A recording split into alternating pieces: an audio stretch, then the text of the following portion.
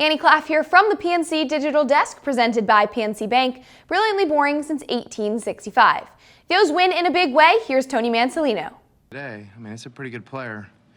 You know, you look back on the, those first 2.5 years in the league, and he was projected to be, going a long way in this game for a long time. So he's gone through some struggles here, over probably a 300 at-bat span is probably the right way to look at it. And it felt like he was coming out of it a little bit before he got hurt. Today was another nice step in the right direction, so hopefully he continues. What was going on with Zach Eflin? Just it's a second start kind of coming off the injury. So, I think anytime a guy goes out, is that first one, there's some energy, there's some juice, and sometimes that second start, it doesn't quite feel as good, So I thought the ball was coming out of his hand okay, not quite as crisp as the first start. I think that's pretty normal in this scenario, and that Toronto lineup's good. You got to give those guys a lot of credit too. So I thought he battled. Didn't have his best stuff tonight, and I thought he battled and got us into the fifth, and we're thankful for that. Scary situation, obviously, with Springer. Does it just kind of remind you of just the risks the players take?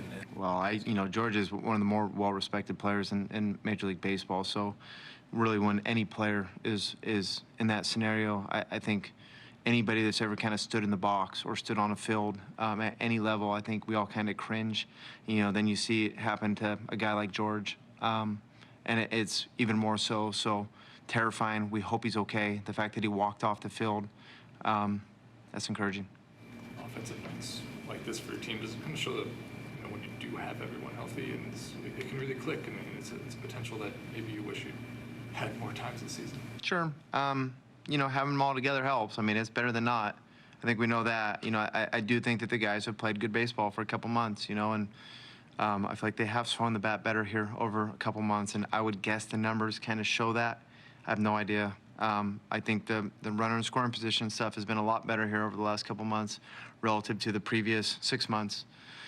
So I do feel like they have been trending in the right direction for a while, and then you have a big night like tonight against a first-place team, and then it just kind of stands out a little bit more. How impressive was that catch by Eflin again?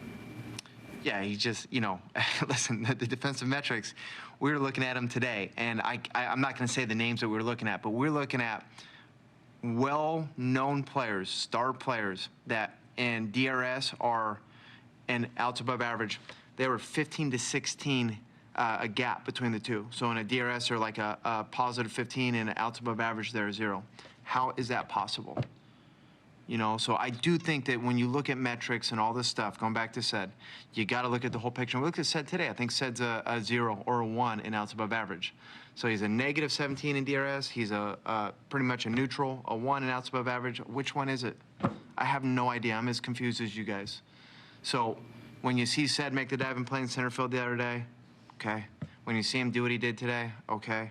So I do think it's in some ways it's a non-story, to be honest with you, because unless both of those things line up and are equally as tough on him, then I don't know if I can look too much into it, especially after plays like that.